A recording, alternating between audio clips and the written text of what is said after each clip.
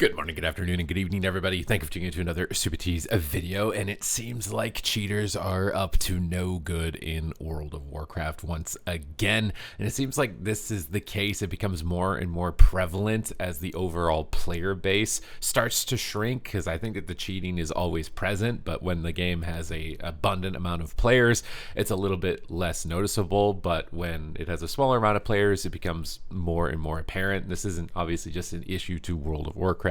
There has been increasing amounts of cheating in other games. I've seen players discussing it in Battlefront 2, even games like Marvel Rivals with wall hacks and all of the like. We're going to be reviewing some content from some concerned community members in regards to some of the most recent escapades as far as cheating is concerned, and hopefully Blizzard is going to be able to do something about this. They did release a big blog post about how they were going to start banning players who were orchestrating through third-party means epic battleground queues and creating pre-mades, which obviously if you random queue into is going to be a miserable experience. And there is still a sizable audience of players who like the epic battleground experience, although not getting completely stomped by 40 players. And we haven't really seen anything of that from that point. And I do think that this is an opportunity for Blizzard, that if they are finding these types of players, that they really should be making posts about it and bringing light to it, because I think it's becoming increasingly an issue. So this first new form of cheating that seems to be propping up is something that I think a lot of players are referring to as a lag switch, which is where the player will just basically become uninteractable for some time and then suddenly teleport into the future into another location in the game. So Aegis here has a video of it that we can go over. So you can see he's a mage. He's fighting an evoker here, and the evoker is going to be the player that we want to pay attention to. So you'll see the mage try and move towards the evoker, and as the mage moves in towards the evoker, he's unable to attack him. He's basically effectively disconnected. He's uninteractable, and a few moments later his character will teleport to the other side of the map.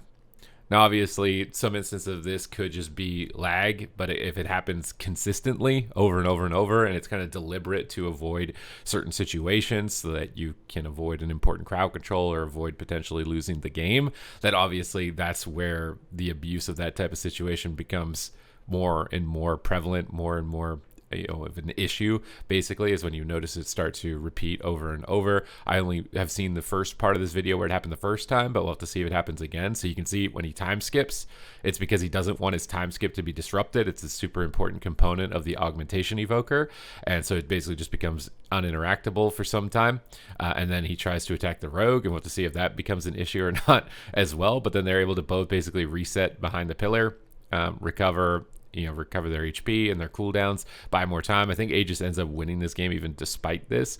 And I don't know what this is, nor would I want to advertise whatever it is that these players are utilizing in this instance to initiate this type of kind of lag out or lag switch or freeze as you're noticing throughout this game. But this is definitely something, it's an ongoing thing. There's little small subtle things that players have been doing that a lot of players from EU have been calling out. That, again, I don't want to name, I don't want to become an advert for that type of stuff, but it's obvious that cheating is an issue, and it's a serious issue, because when your player base is already kind of shrinking or diminishing, then you have this remaining player base of toxic cheaters that's just going to chase everybody out of the game, which absolutely cannot happen. It absolutely cannot happen. It's a very serious thing that I think needs to be addressed, which is why I wanted to bring it to a point of discussion in today's video. The point is not to necessarily point fingers at individual players or to call or advertise any of these third-party softwares, but to look at it and acknowledge that it is an issue and it needs some attention, and that this could be a really good opportunity for Blizzard to build some good PR for themselves as well, from calling it out. Now, the next most notorious round of cheating, which you might not be aware of if you're keep up to date with Solo Shuffle and what's going on in that environment, but Protection Paladins. Now, Protection Paladins basically are considered healers in Solo Shuffle PvP. but they're limited. They will only queue into other protection paladins, and if you've experienced those lobbies, you'll know that they are very unenjoyable. They're very fast. Prop paladins do not heal for a significant amount. It's very just shaky gameplay. It's not a great experience whenever you do happen to get those lobbies. And for the most part now, because the prop paladin pool is so scarce, players can just orchestrate and basically deliberately queue into each other and feed each other rating in order to climb ranks that they otherwise don't deserve, right? Effectively win trading, which has been a common form of cheating for, since basically the dawn of time with World of Warcraft. But it's so easy to execute with prop paladins because nobody plays it, so you can guarantee at almost any time of day that you can queue into this other player if you wanted to sync those queues up. So to me, the biggest resolution to this is just take protection paladins out of this weird little isolation chamber that they've been put into where they're like a solo healer. It's not fun. It's not good gameplay. Just classify them as a DPS like the rest of the tank specializations, because I know all of us are probably just like, it's not really the best experience to get a tank anyways, but this is a lot worse than even just getting a prop paladin as a DPS. And then you don't have to deal with them cheating. You don't have to deal with them deliberately rigging matches. You don't have to deal with them deliberately possibly sabotaging games as well, because they can so easily orchestrate this amongst each other. I think it was an interesting experiment to say, I guess, but to try out prop paladin as a healer. I think they did that because of tournament level players. I think like Drainer was playing prop paladin back in the AWC and it looked kind of fun.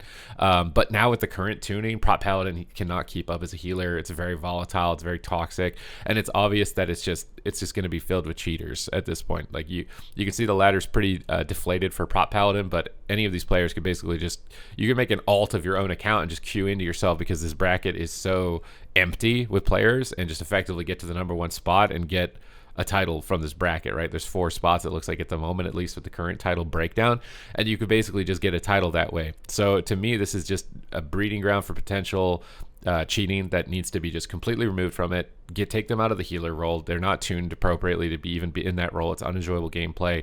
People are just abusing it. Take away the bracket, classify them as a DPS, shuffle as faster dampening anyways, which would be the other concern of putting prop paladin as a DPS, is that it kind of feels like double healer.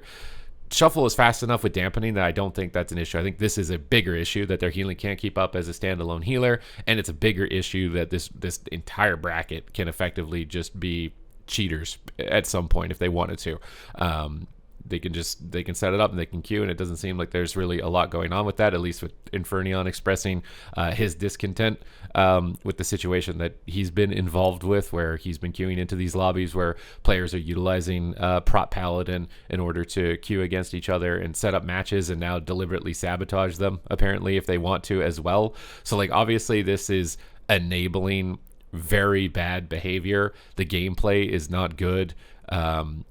This should just be removed, right? Let alone if action should be taken against individual players or not. This just shouldn't be an option to play the game this way. It just needs to be completely removed. Classify them as a DPS. I feel like that has to be a fix that it shouldn't take too long to do, right? It's just a matter of reclassifying them as a healer to a DPS, and then boom, there, and they don't queue into the other tanks. You can only minimum get 1 tank per queue, because at the moment it's starting to fester up some potential bad calamities into the near future, and I think it's got to be time. Like, I've brought this up in the past as an issue, but like it's a growing issue. This has got to be dealt with. Things like this, the lag switch, I think are a little bit more complicated. I don't know. I don't work for Blizzard, obviously. I don't know what their anti-cheat team looks like as far as being able to detect this type of technology and be able to deal with it, but I do think that they need to step up on the anti-cheating front, get more communication with it, as well as far as plans or what they're doing. The other thing too is that they can't really reveal their strategies, right? Because then people find workarounds and they get around that. So it's tough for Blizzard in that sense, and I think it's fair that we give them some leeway there, that they can't tell you exactly what they're going to do, because otherwise the cheaters will find workarounds to what's going on with it. But I think it's a growing issue, and maybe it's not only really growing that much is because the player base is small and that's just the remaining players, but it's this type of stuff that can spiral the game into a really bad spot. So I just wanted to bring it to attention that this is going on, basically introduce the discussion to the community, so that hopefully we can raise this as a serious concern, and that something can hopefully be done about it. But as always, if you want to make sure that you're staying up to date with news related to World of Warcraft, educational and entertaining content, then make sure to smash that subscribe button. Your support is greatly appreciated, and I will see you in the next one.